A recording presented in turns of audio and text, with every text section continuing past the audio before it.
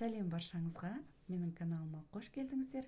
Мен бүгін сіздерге өте оңай әрі тез жасалатын дастархандарыңыздың сәнін келтіретін екі түрлі самсаның жасалу жолын көрсететін боламын.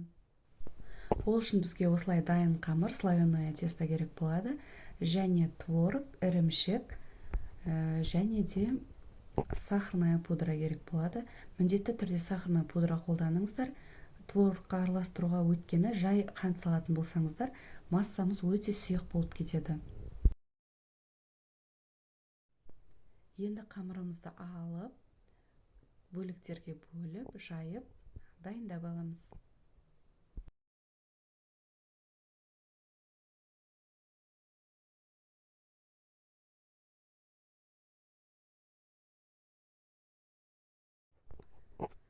Творогымызға міндетті түрде сахарный пудрамызды араластырып, сосын тестомыздың арасына саламыз.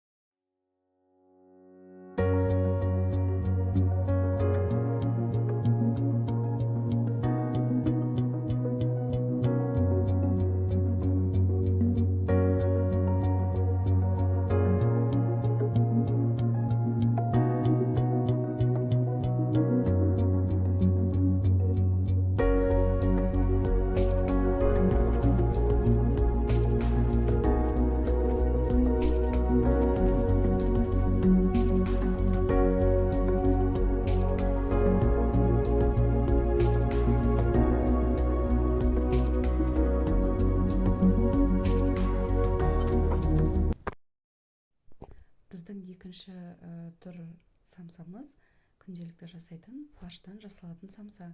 Творог және фарштан жасалатын самсаны дастарханға бірге бір тарелка қоятын болсаңыздар, дастархандарыңыздың сәнін келтіреді. Бұны сіздер білулеріңіз де мүмкін, біреулер білмес. Егер сіздерге пайдам тиіп жатса, өте қуанышты боламын. Міндетті түрде жасап көріңіздер.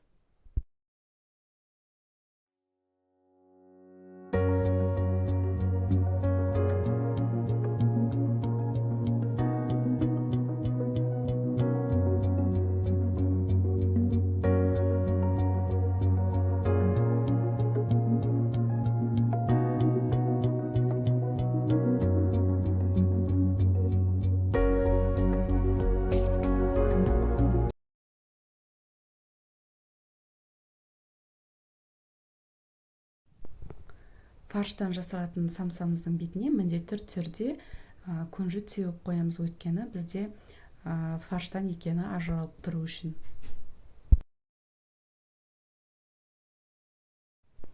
Міне біздің фарштан және творогтан жасалған самсаларымыз дайын болды. Фарштан жасалған самсалардың бетіне күнжіт, ал творогтан жасалған самсамыздың бетіне міндетті түрде сахарный пудра сеуіп қоямыз, өйткені солай ажыратылып тұрады.